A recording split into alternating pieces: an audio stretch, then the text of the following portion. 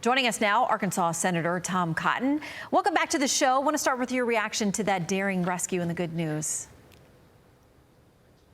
Shannon, thanks for having me on. What a wonderful day for the people of Israel to have 4 of these hostages rescued in a truly heroic, well-executed mission yesterday. I had a chance to speak with Prime Minister Netanyahu shortly after the mission.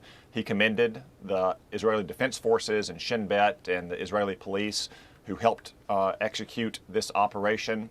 I'm very dismayed by sources from the progressive left here in America, to include the New York Times and Washington Post, who are somehow condemning Israel for saving 4 hostages at the cost of supposedly more than 200 Palestinians. Now, we can't take at face value what Hamas says through the supposed Gaza Ministry of Health, but my advice to them would be, if you don't want your people killed in hostage rescue missions, then you shouldn't take hostages in the first place.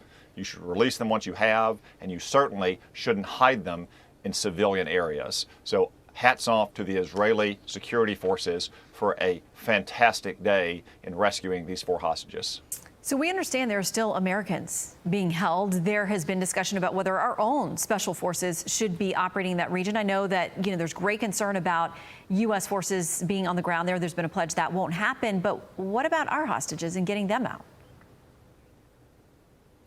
Well, Shannon, our military has several units that are specifically trained in hostage rescue. They always have to be available and ready to rescue American citizens wherever they may be. Those are our responsibilities, not Israel's or any other nation's. That said, the Israeli Defense Forces and security forces have the expertise operating in Gaza and working with the American government and specifically our intelligence services as well. I'm confident that if Israel's government had a chance to rescue American citizens, they would do the exact same for our citizens that they would do for Israel.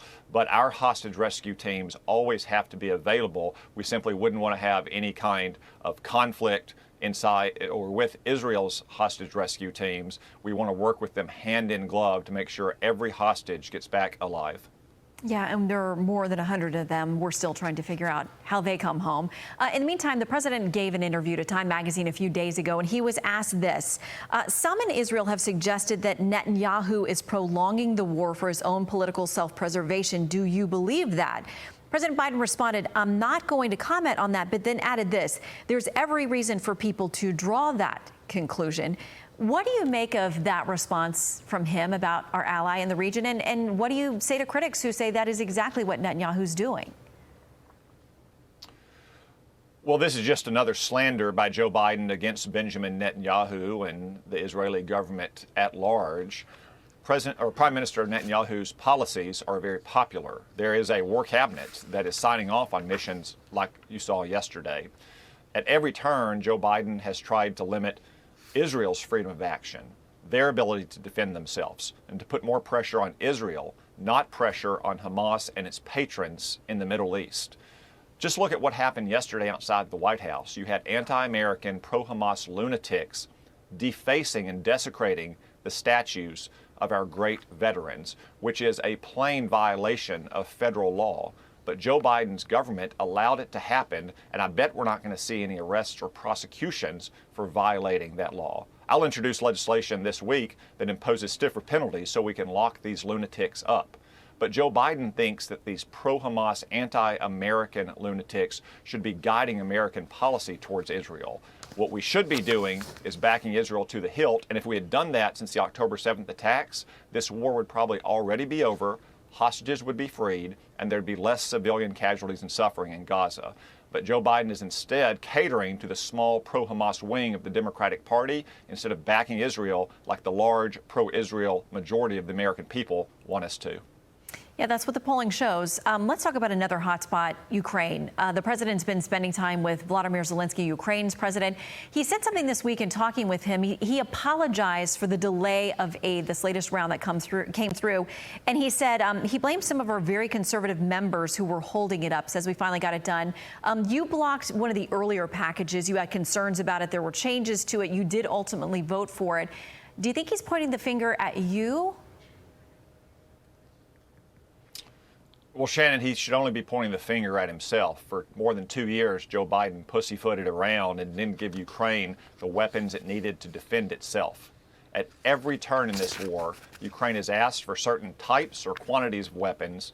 Joe Biden has refused, only to reverse himself 3 or 6 or 9 months later when it was too late. But take a step back and look at the broader context.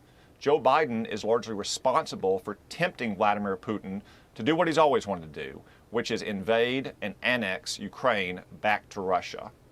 And if you notice, Vladimir Putin only tends to invade Ukraine when Democrats are president. He did it under Barack Obama. He did it under Joe Biden. It did not happen under Donald Trump. For 4 years, we had peace and stability. And in fact, Donald Trump reversed Barack Obama and Joe Biden's failed policy of sending Ukrainians blankets and ponchos. When Donald Trump was in office, we sent them the javelins that were essential for winning the Battle of Kyiv. And the way to have peace in Europe, and for that matter, peace and stability around the world, is to remove Joe Biden from the White House on Election Day this year and return Donald Trump. That's how we'll get back to peace and stability. You talk about annexation, so I want to bring this up because there are reports that what President Trump plans to do to end that conflict is to potentially push Ukraine to give up Crimea, parts of Donbass. If that is the plan, do you agree with that strategy? And would that be rewarding Putin in order to wrap this thing up in the way that he intended to start it and take some of that territory? Is that just giving him what he wanted? Well, Shannon, President Trump and his campaign has said that any reports of plans like that are not authorized and they're not coming from the president himself. Furthermore, President Trump has said that he strongly supports Ukraine's strength and survival. He had a strong relationship when he was in office with President Zelenskyy. President Trump is the one that provided Ukraine the weapons they needed to fend off this Russian invasion that happened in large part because of Joe Biden's weakness. I don't think President Trump wants to prejudge what the situation will be come January, nor do I, in part because we have no idea how much worse Joe Biden can screw things up. We have to judge the circumstances as they exist next year when he returns to office, and hopefully when we have a Republican majority in Congress as well, to make decisions about what best protects America's interest and the interest of our allies and partners. Well, some of the talk, obviously, is about you being on the short list for vice president.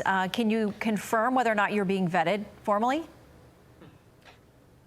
Well, Shannon, as I've said, I think only one person knows who's on the short list, and that would be President Trump. Paperwork, requests for those kinds of things. Shannon, I think that he'll make a choice when he's ready to make that choice. I'm confident he's going to make a good choice for the ticket and the party, more importantly for the country. And I think that he'll make that choice when the time is right. I'm focused on helping him win this election and helping Republicans win that majority in the Congress so we can begin to reverse the damage that Joe Biden has inflicted on this country for 4 years. I think it's fair to say that you all have made statements about things like NATO, international organizations, America's role on the global stage that are different. I mean, would you, as vice president, advocate for policies that may not line up with your commander in chief? Do you think you all are too different on important issues of foreign policy?